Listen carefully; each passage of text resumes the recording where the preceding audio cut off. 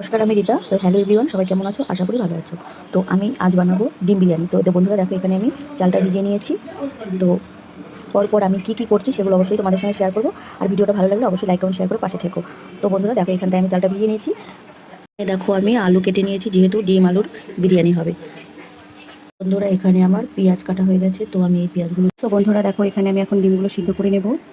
আর আজকের বিরিয়ানিটা দুর্দান্ত টেস্টি হবে। তো বন্ধুরা তোমরা যদি ডিম বিরিয়ানি কেউ বাড়িতে না করে খেয়ে থাকো, তাহলে অবশ্যই এইভাবে করে খেয়ে দেখো, খুব ভালো লাগবে। আমি ডিমের জন্য একটু মশলা করে নিয়েছি।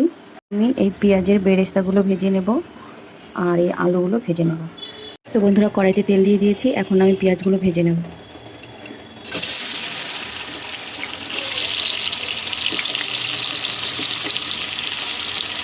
মশলা করা কমপ্লিট।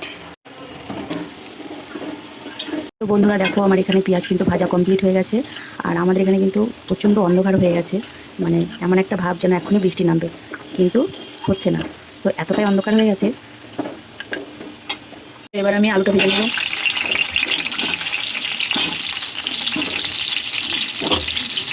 এখানে আলু ভাজা হয়ে গেছে, পেঁয়াজ ভাজা হয়ে গেছে, আর এই যে ডিম ভাজা হচ্ছে। বন্ধুরা এবার আমি ডিমের ঝোলটা কষিয়ে নেব।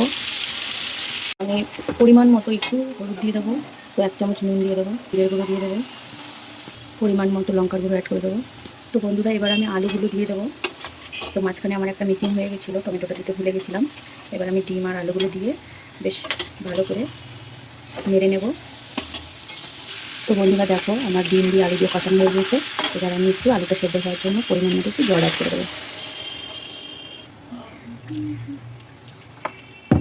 তো এবার আমি 10 মিনিটের জন্য ঢেকে দেবো। তো বন্ধুরা এবার ডিমগুলো আমি একটা একটা করে তুলে নেব।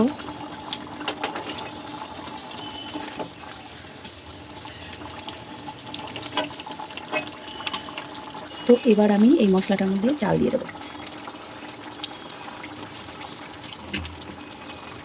তো এখানে আমি এক এক করে সব মশলাগুলো অ্যাড করব। এবার আমি সব এক এক করে দিয়ে দেবো। ডিমগুলো দিয়ে দিলাম, তো বিরিয়ানি মশলা দিয়ে দিলাম। এবার আমি পরিমাণ মতন জল দিয়ে দেবো। তো দেখো জল দিয়ে দিয়েছি, এবার আমি ঢেকে দেবো। তারপরে যখন একটু ভাতটা অর্ধেক হয়ে আসবে, তখন আমি আমার যাবতীয় মশলাগুলো দিয়ে দেবো। তো বন্ধুরা এবার আমি এক এক করে আমার সব মশলাগুলো দিয়ে দেবো। তো প্রথমে পেঁয়াজের বেরেস্তাগুলো দিয়ে দেবো। এবার আমি ঘি দিয়ে দেবো। ঘিটা খুব একটা ভালো লাগে না, তাই আমি অল্প দিলাম। এবার আমি বিরিয়ানি মশলাটা দিয়ে দিলাম।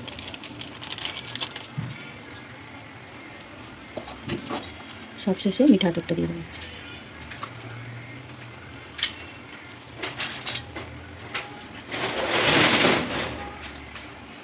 তো বন্ধুরা ফাইনালি আমার বিরিয়ানি কমপ্লিট।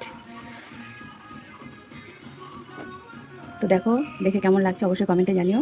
আর যদি ভালো লাগে তোমরা বাড়িতে এভাবে তৈরি করে খেও। তো সবাইকে টাটা, বাই বাই।